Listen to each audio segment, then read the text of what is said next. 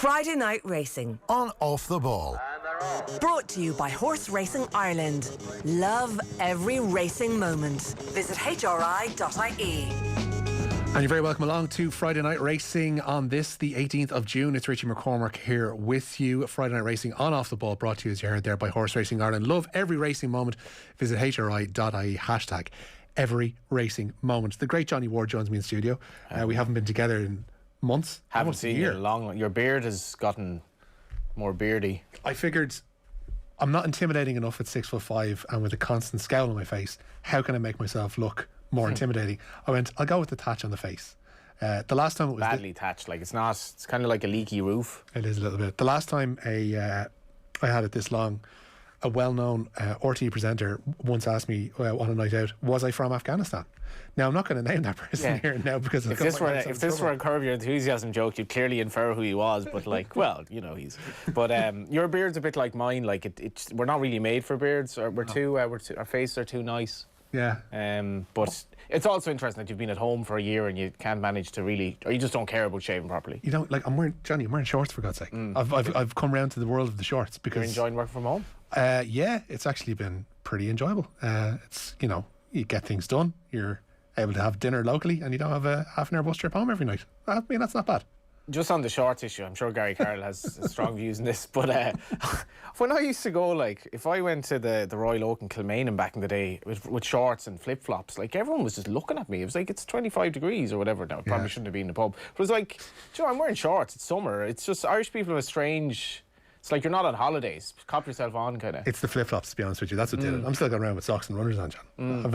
I have a bit of, pride in myself. I'm not going around with toes out. I can imagine Gary Carroll in flip-flops on holiday soon, toasting his Royal Ascot win. That's a segue for you. There's a segue. Gary Carroll joins us on the line, who has had a pretty good week this week, picking up his first winner at Royal Ascot. Gary, you're on your way to Limerick this evening. A couple of rides there. Shorts or no shorts on your way down there? No shorts, unfortunately. Now I do like wearing my shorts and flip-flops when I can, but I get strange looks going into races wearing them today. Yeah, I mean, you're not necessarily going to the right environment if you want to wear shorts and flip-flops. If you're going to places with occasional heavy ground, etc., and a lot of horse waste, let's just put it that way, knocking around. Exactly. Yeah. Thank God it's not too soft today in Limerick. But listen, thanks for having me anyway, lads. You're very, very welcome. I mean, what a week to get you, because riding Quick Susie to victory in the Queen Mary Stakes on day 2 at Royal Ascot, I mean, that was a hell of an achievement. Give us a sense of the day, give us a sense of the ride, because we were talking off air before you came on, having 12,000 fans back inside Royal Ascot this week from a viewing experience has made all the difference. I'd imagine for yourselves as well, it has been an absolutely massive thing to have that many people there. Oh, huge. It was surreal, really, just to come in and the walkway in and all the people in clapping you in. Like, it's over a year or nearly a year and a half since we had crowds like that. So if I could have extended the walkway in, I would have really enjoyed it. Is it a bit of a culture shock going from, like, you've been racing, we came back in the summer, I think it was, and around this time we were really getting motoring again after the initial lockdown, and everything has been behind closed doors. Is it a bit of a culture shock to go back to going from 0 to 12,000 out of nowhere like that? It was, really, and even going into the races and having to queue to get in the gate and people everywhere, and it was just a strange sight of the races, but a welcome sight. You can kind of go two ways with that thing. We were talking about normality off air and whether or not, things like this feel normal still anymore. Like, was it a case of you felt a bit almost anxious heading back into that kind of environment with that many people present, or was there almost like a weight off your shoulders gone, right, we're getting back to normal here now? No, it was lovely to see, and like, racing is the public sport, and the sooner they open it up to public, the better, because everyone loves going racing, and people are geared their year round going to Ascot and going to Cheltenham and Galway and all this, so it's great to see it starting to get back to normal again. Yeah, give us a sense of the ride itself. Aboard Queen Susie, what was your expectation going in versus what played out? I was quietly confident. I thought after Naas, when I got beat, I thought it's a very quick filly, a very good filly, and I thought going back a furlong would be no problem to her. After an ace, I was very confident in going to Ascot. I thought she'd run a big race. Look, it's hard to be confident, hard to be sure, but I thought she'd run a really good race. How many rides have you had at Royal Ascot, Gary, actually? That was my third, I think. Third or fourth. I had one for Sheila Lavery, one for Johnny Levens, and I might have another, but no, only a couple. I suppose that's the context as well. Yourself and Gavin Cromwell teaming up at Royal Ascot, like, Gavin wouldn't have had massive success yet on the flat, and I suppose that tempers confidence a bit in that you're kind of both going into the unknown a bit. Yeah, I suppose the only thing about Quick Susie, she went there, she's probably the best form of the race. There wasn't so many with group form in it, and listen, everyone's entitled to get a good horse and wants to manage it well, and like my job was easy yesterday or on Wednesday. Gavin he was the one that trained, did all the hard work. All I did was keep her in a straight line there for 5 furlongs. We've seen him like win champion hurdles and win grade ones or whatever over jumps, but I don't know, like a winner of Royal Ascot at group level is just something else for him as well. Unbelievable. And she was a relatively cheap purchase as a filly, and first season sire. She just has been a revelation from day one when we got her, and she's just gone from strength to strength. You'd be hopeful she'd be able to step into Group 1 class now. That's the thing, Richie, as well. It's like racing gives you, if you strike gold, even on the flat, you can get a relatively cheap horse that just, for whatever reason, genetics transpire that this is actually quick, and she's quick, these aren't fashionable connections. These are these are hard-working jockeys and hard-working trainers who wouldn't have that much success at the top level on the flat at all. And I love when a plan comes together like that. That really shouldn't happen, Yeah, fantastic. Kind of you put all the gratitude and all the praise onto Gavin. What was his feeling going into the race on Wednesday?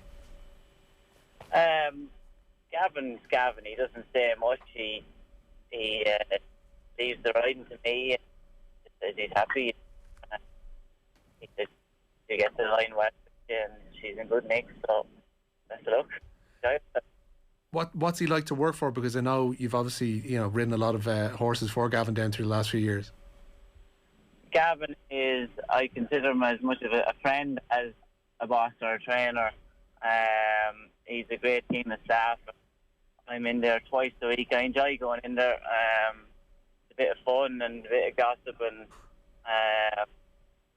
I go there even during the winter there. I school horse away, and I like being involved. I love the jump side of race as well, so I like being involved with that. But he's going from strength to strength the last couple of years. Spent a lot of money upgrading his gallops. He built a 50-horse barn, water walkway, and he's upgrading every year now. It's paying dividends. Seems to be. I mean, it does take, we don't necessarily, like your average common or garden punter doesn't necessarily get the sense of the gap that you have to bridge to go from being a Gavin Cromwell up into the upper echelons, let's say, without wanting to downplay what he's done so far, the upper echelons of trainers. The money, the efforts, the size of the staff on hand, I mean, these are all huge things that play into the successes that we've seen from you this week. Yeah, but that's it. What I sort of see with trainers is there seems to be a gap. The trainer that has 40 horses, it's hard because you need the staff for that, and you mightn't have the numbers to get the big amount of winners to keep the whole thing going. It's either you need to get very big or stay small enough that the expense is not too high, and Gavin's just breaking into the next level there now, so it's great to be part of it. I've often made the comparison with the Kilkenny hurlers, and maybe the Dublin footballers is slightly different, but the Kilkenny hurlers, I think people were bored that they were winning all the time, but it definitely drove everyone else on. Like, it brought all of these counties up. Galway, when Galway competed against Kilkenny under Anthony Cunningham, they had this massive physicality that I hadn't really seen before in hurling, and they had to up their game. They had to up their game tactically. They had to up their game, and for Gavin Cromwell and all these trainers to compete, they just have to improve. And I think the competition in jumps and flat in Ireland has been so high in the last few years. I don't know what you think, Gary, but I think it's brought, like, Gavin has radically changed. Like, he was basically a farrier who trained the odd horse. He became good at training, but he's radically invested in facilities. He's put so much into it in terms of effort. You know, even off the pitch, he's kind of like dedicated himself even more to training. And I think it's just the likes of Aidan O'Brien, you know, and the others are improving standards under them. Oh, without a doubt. Gordon Elliott's there, he upped his game, and he either shipped up or shipped out. He went to Gavin, see the calibre of rider he has compared to when I started there. The great riders there, which is, I think, is a massive help in yard. Good owners there that are starting to invest, and new owners come along the way. And like, he spent a lot of money at the Land Rover sales last weekend. He's starting to get the firepower to get a better quality of horse that he's always a chance to get one, you know. And just on and I, like, this isn't me saying it at all, because I've always been a big fan of you, but he could have probably booked a higher profile jockey than you for an English jockey or whatever to ride the horse in Ascot. I've seen examples this week where regular riders were jocked off, and I guess that was never the case with him because he's a loyal man. He's a very loyal man, and look, Gavin's very fair to all his jockeys. They all get a chance, and unless the new connections, the owners, the new American owners wanted someone else, Gavin wanted me and me only. So it's great to know that. Great to know he's confident in me going into a race that I can ride as I want to ride the 50. Have you always had that confidence in yourself? Because I suppose you're known as a second jockey to Ger Lyons down the years, and you know, not often would you have the ride maybe befitting your ability in these group races. So a result like that at Royal Ascot must be like just so pleasing, because you, like, I keep telling people that don't really follow racing, jockeys' lives are not fashionable in the greater part. A lot of hard hours, very early starts, long hours, a lot for little reward, travelling and so on. And sometimes then on a moment like that maybe doesn't make it feel like, yeah, this is why I'm in it. No, sure. Look, I'm doing it for long enough. I don't know anything else. On a day off, I don't like sitting around anyway, so I'm a goer. But no, Ireland is so hard with Aidan O'Brien and now Joseph after stepping in. It's a fairly close shop, and it's just so hard to get you can get winners and that, but to get the higher quality horse, they're hard to come by, and especially some of the trainers I ride for. If they come across a nice horse, it's worth so much money. Like, they get hard to hold on to it. You know, they have to sell a lot of these lads. So it's great for this Quick Susie stayed in the yard. And the likes of Joe Murphy's on fire now again, and Gustavus Weston showed what he's been showing us the whole time. So for them to hit the target all this year, it's been brilliant. You mentioned Joseph O'Brien there. You were champion apprentice jockey alongside him back, over 12 years ago now at this stage? Myself, Joseph and Ben, we had a three-way tie. It's like a lifetime ago now. Yeah, like coming across him at that stage. Research, Richie. Like, I've absolutely totally forgotten about that. There's a massive team that goes into this as well, much like there is there in Gavin Cromwell and Johnny as well, you know.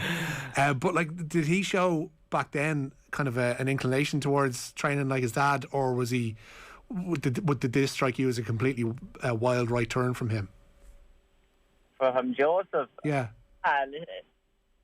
When Joseph was riding, I suppose he was completely focused on his riding, and particularly his weight and that. But look, the situation he's in, a natural move for him, and especially when they Pilltown there, for him to go to.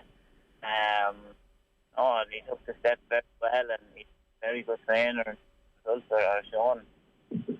Gary, I'm fascinated by your own background, because obviously you're steeped in racing with your own family, with your dad Raymond in particular. But what I find interesting is, like, you came to apprentice jockeying quite late. You were, I think, 18 when you were going into it, and by the time your dad had retired, I mean, you were still a kid, I think, or you hadn't even been born by the time your dad had hung up his cap for the last time. Like, it strikes me as an odd thing. Like, you never got to see your dad in his pomp, and he was a pretty good damn jockey himself.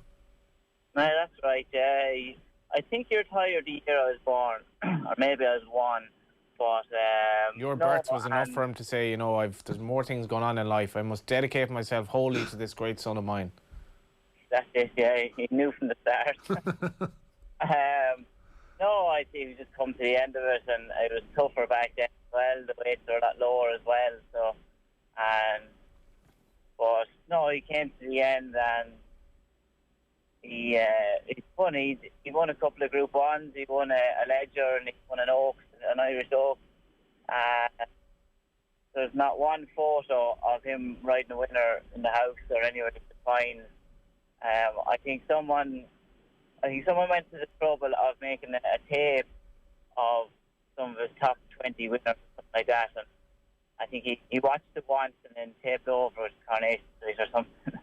Oh my God. So he wouldn't have been like one for let's sit down, we'll turn off the telly and let me tell you about your owl lad and how well he did in his jockeying days. Like, he would never have regaled you with stories or anything like that unless really prompted. Never. No, I don't know a whole lot about his riding career, to be honest. I hear stories from other people, but never from him. But I suppose it was one chapter in his life, and he did well in it, and he was happy. And I think when he finished, he closed that chapter. This is it. Do the stories other people tell you about your dad tally with what you've heard from him yourself? Listen, people are always told me he was a very good jockey. He won a lot of big race winners, and so he was good, and you can see some of me. Did that kind of humble nature and that humility kind of not delay your inclination towards riding yourself, but did it? Do you think if he had been more forthright about his own career, that you probably would have got started sooner? No, it wasn't that. And to be honest, he didn't want me to be a jockey. He knows how hard a life it is, and the highs and lows of it all. But my parents want me to do my leaving cert before I did anything. So I kept going to school, and I actually rode pony races years for my 4th, 5th and 6th years school, and I finished my cert, and I think I had my first ride that September. How do you broach that subject with your parents then, if they're so keen for you not to get into riding? Especially when one of them has already been exactly that. Yeah. I suppose I were always riding ponies and everything the whole time, and they wouldn't let me work for racing yard until I finished my junior cert, and then I started riding out for McCalford going for that summer. The following summer, I went pony racing with Shane Foley and Martin Harley one day, and I picked up 3 rides, and after that, I was pony racing every weekend, and I started riding a lot of winners and was successful, and it's just nearly a natural progression. And Mick Halford wants me to get my licence out, and I did, and never looked back. What's that pony racing world like? Because I don't think it's one that necessarily a lot of people would be exposed to. I loved it. I loved it at the time. I did most of my pony racing up the north, and used to travel up every weekend and stay. Shane Foley and Martin Harley, we used to stay in Martin Harley's house in Letterkenny. It was great fun, and it was great racing, and we used to make fun for young lads. We made plenty of money at it as well, so that's why we loved it.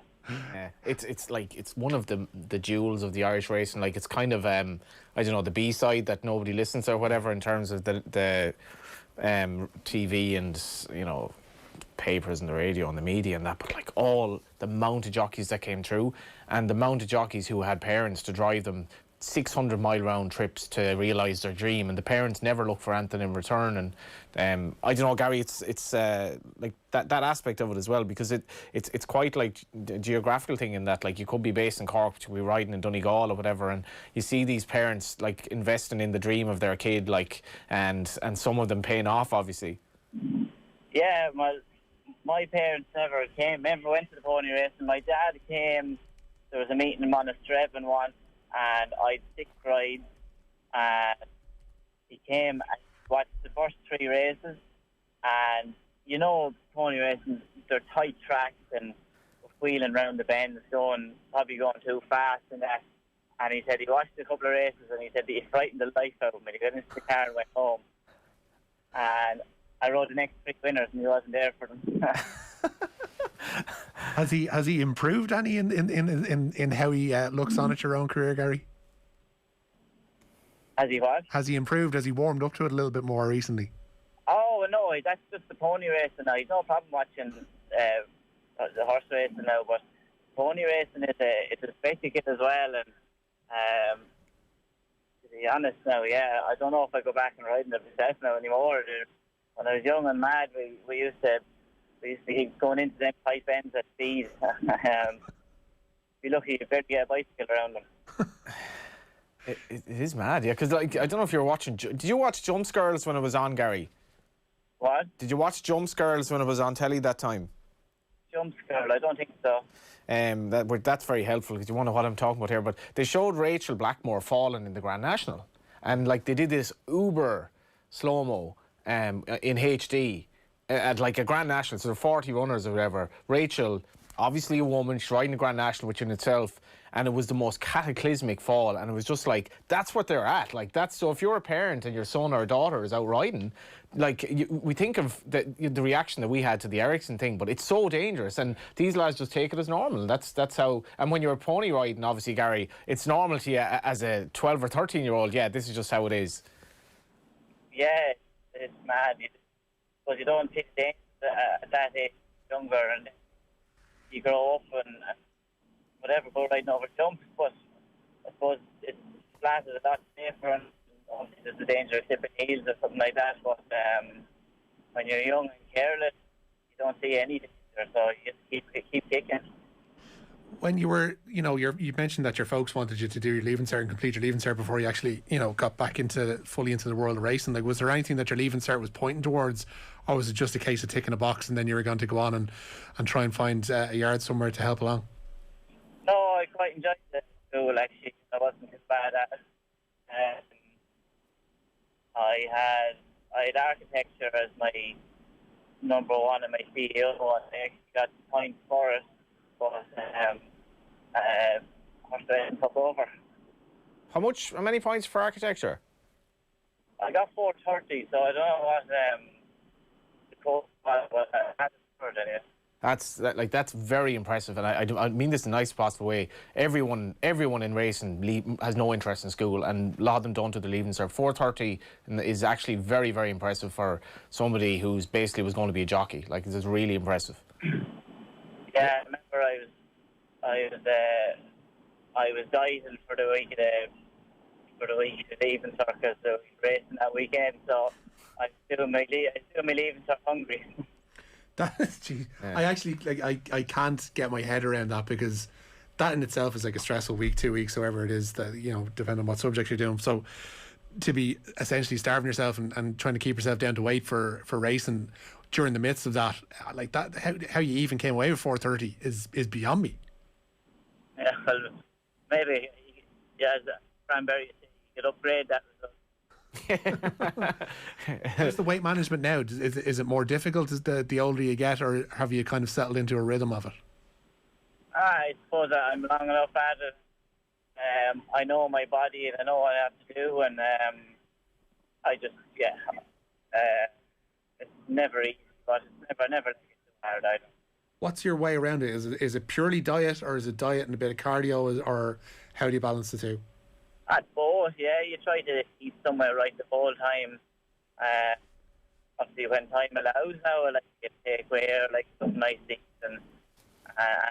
But I do a lot of running, and I'd run most days. I do probably 7 or 8K on the treadmill most days I'm racing, and if there's no racing, I might go for a run outside and that. And if I need to use the sauna after, so be it. But no, I try to do as much exercise. I do plenty of exercise.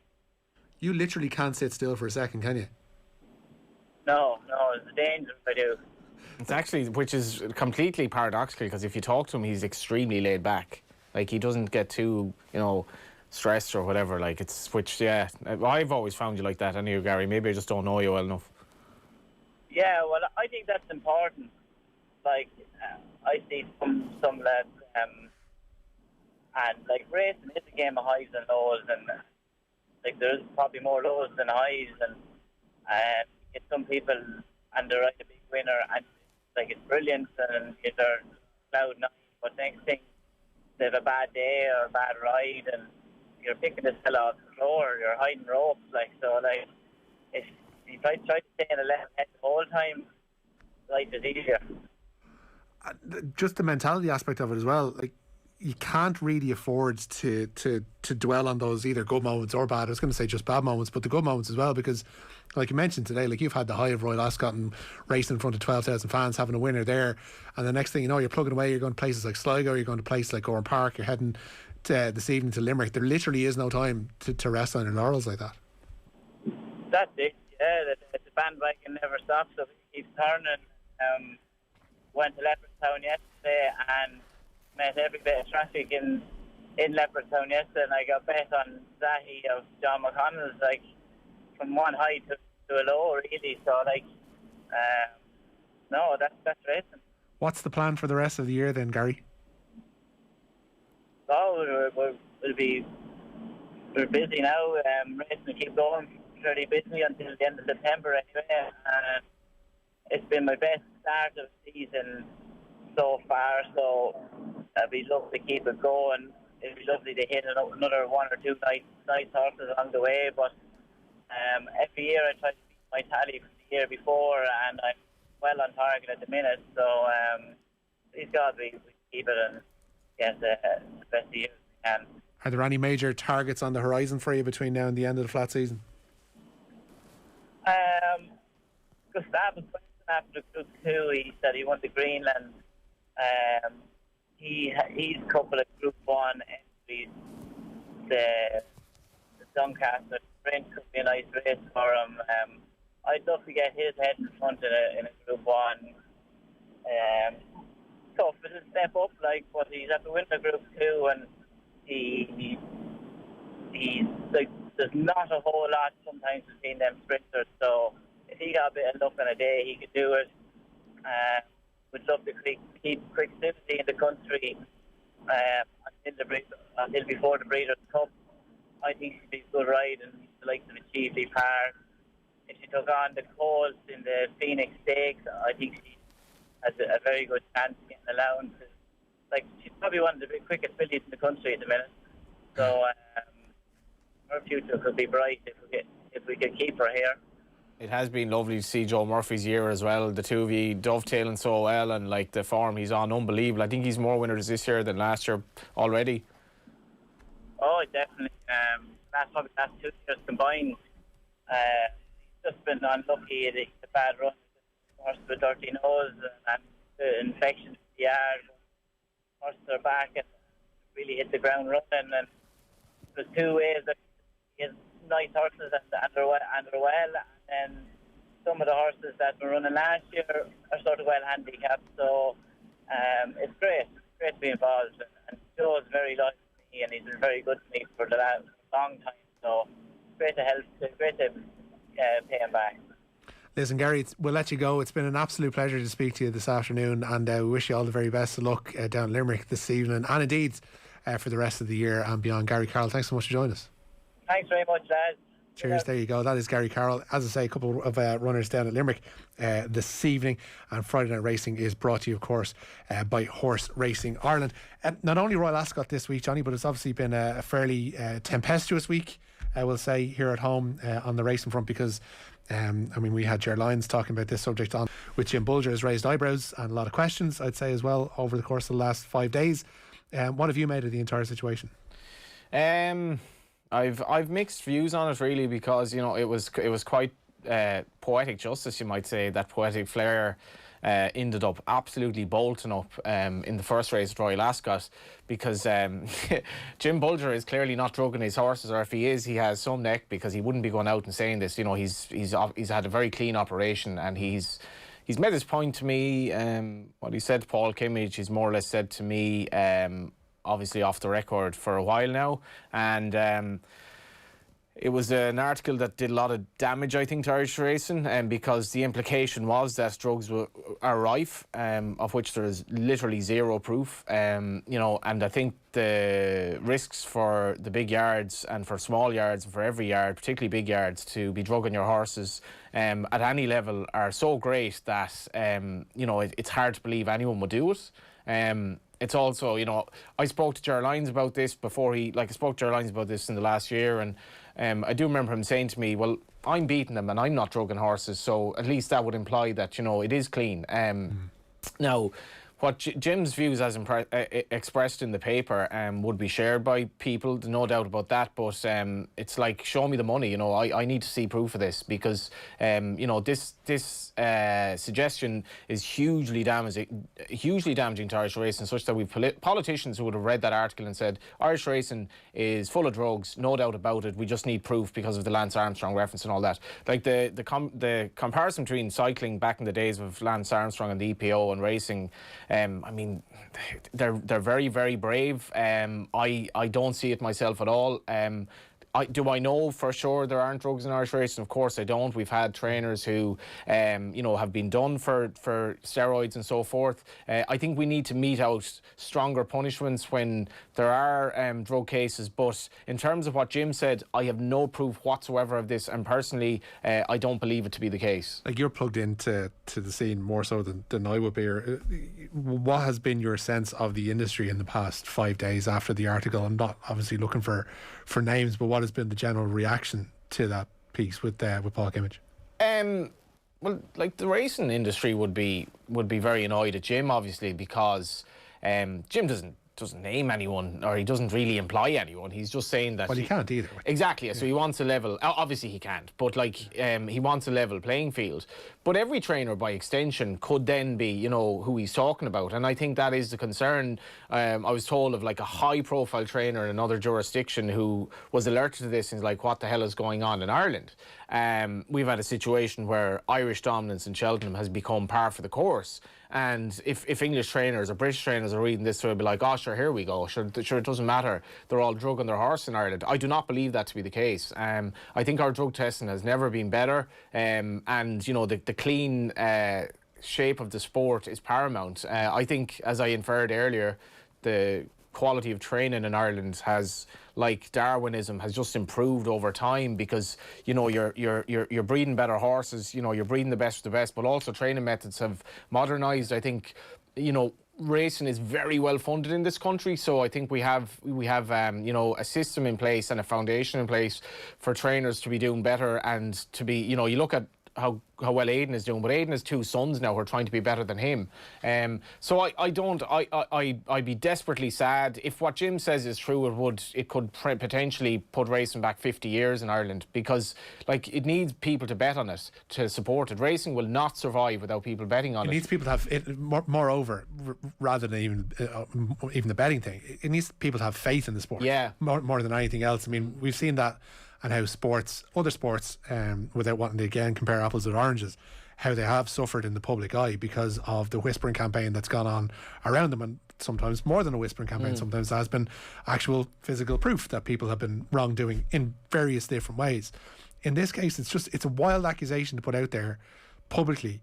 You would hope, if Jim is really concerned about this, that he has approached the correct channels. He's gone to the IHRB, he's gone to HRI, and he said, listen, this is an issue, maybe this should be investigated, and the IHRB are looking into it. They've said that they are. They said that they're testing, I think they said 5,000 tests was what they're going for in 2021, which, across the year is a pretty large sample. And you're going to catch somebody, you would figure, if you're going to be taking that wide a blanket. And they have as well, like the IHRB changed its testing, it changed the lab that it used, and over in Newmarket now. Yeah. Like a couple of things just on the other side. Paul Kimmage references that case of all the steroids that was found, and it was never accounted for. The John Hughes stuff never accounted for where that was going in Ireland. So that does raise question marks. Who was using this stuff? But the other thing I would say is, I think the IHRB needs to be stronger. When a horse tests positive, I think personally the IHRB is far too willing to accept the trainer's explanation, which very often are questionable. So I think they need to be harder on stuff like that. When the horse tests positive, I think they need to give stronger punishments. But what Jim sort of implied to be this unlevel playing field, I have no proof of that whatsoever, and I would like to think if that were the case, I'd have no interest following racing, and I follow it day in, day out. If what Jim implies is true, I'd leave the sport in the morning, and I think 100,000 people would with me. Yeah, there seems to be... It's not as if things come across as being a massively unlevel playing field at the moment. There does seem to, we do have our big trainers, and there is something of an arms race in terms of how, big yards are and how many resources people have. But in terms of how those horses are treated, like, there doesn't seem to be any scope to say that 1 yard over another is outperforming or as being an outlier in terms of their previous form. How would you just keep getting away with it if that were the case? It just does not add up. I mean, the horses are tested so often. The top trainers generally have access to the best resources, the best pedigrees and all that. Jim Bulger has had an outstanding career, an outstanding year. He's clearly not drugging his horses, so I would like to think the others aren't as well. But one thing I would say is Paul Kimmage is going after this. He's had lots of articles this year on it. He's dedicated an awful lot to racing. Some articles much better than others, I would say. So at least I don't think he would argue that the racing media isn't hard enough on this. And as a journalist myself, I would probably agree with him that we kind of tend to go along with the day to day, and we're just interested in who won the last race and so forth. And Kimmage is a brave journalist from the outside looking in. I definitely laud him on that, and I think Jim has raised this issue now. And if this issue is true, surely it'll be found out to be true. Yeah, we'll leave the appraisals of Paul's journalism for another day, but it's not a story that's going to go away, but you would hope that it's going to be treated in the right manner and that the right channels are going to be gone through if we're going to get to the bottom of Jim's accusations here. Now, Ger's tried and true strategy of picking more than one runner for the Toast 10 to follow bonus races paid dividends at Royal Ascot yesterday. While Stradivarius failed to deliver any points for the lads, of course, with Subjectivist doing the business for 58 points, allowing Ger to overhaul Johnny and gain some ground on our own old Tom Malone buddy as well. You can visit tote.ie for a 10% boost on all Tote dividends at Royal Ascot and on all Irish and UK racing with Tote Plus. We've had the Coronation Stakes today. We were lucky to get the go-ahead really in Royal Ascot today after the rain that they had. Yeah, it is climate change, I think, again. Biblical rain, absolutely, really hot all week. Then biblical rain puts the meeting in extreme doubt. But, I think everyone has really lauded Ascot the way they've dealt with, the pandemic is still there. There's so much rigmarole to go through. The Irish have come over. They've been really well treated. And we have another smashing card again tomorrow, which I think will go ahead. And I hope Irish authorities have seen enough that we can kind of ease back to people going racing over here. Because we have obviously the Irish Derby coming up next weekend. It's going to be a sanitised affair again, excuse the pun. And that's not bad, actually. It's pretty good. Yeah, I'll let it go, yeah. Hopefully. I don't think you and I were a sanitised affair today. I think our racing debut went well. I had the sheep dip as soon as I came in here, so I'm pretty clean. Do you remember that foot and mouth? Yeah, dipping your feet back in the day. Who have you gone for in the Coronation Stakes? Who have I gone for in the Coronation Stakes? Pretty Gorgeous is where it says in front of me here. Yeah, I thought she was disappointing, to be honest, at the Curragh when Empress Josephine won. I'd tend to go with Empress Josephine. I think she should have won better at the Curragh, and I'd have question marks over Pretty Gorgeous at this stage in terms of she missed the Guineas in Newmarket when there wasn't really great chat about her. I thought she was disappointing at the Curragh, so I'll go with Empress Josephine. Tom's gone for Snow Lantern in the big race of the day. But Johnny, that is where we'll leave it for this evening's Friday night racing. Good to see you. And you. It's been an absolute pleasure. We should do this again sometime. Yeah. I'll come in on a Friday. Yeah. I might even trim my beard for the next occasion. Friday Night Racing on Off the Ball, brought to you by Horse Racing Ireland. Love every racing moment. Visit hri.ie.